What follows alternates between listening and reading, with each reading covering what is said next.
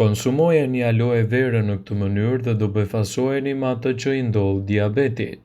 Aloe vera është e përdorur prej shekuj si një recetë natyrale për të gjitha shqetësimet e lëkurës.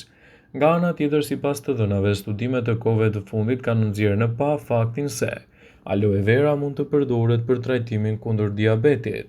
Nëse përdoret si duhet, kjo bime mrekullueshme mund të përmirësojë nivelet e glukozës.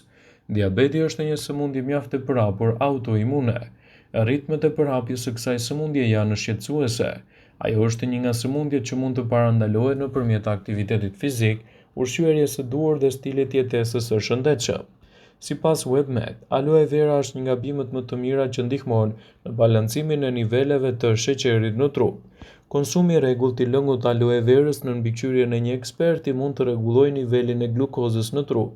Mjafton 5 deri në 15 ml lëng aloe vera për të ulur ndjeshëm edhe luhatit e sheqerit në trup, citon studimi.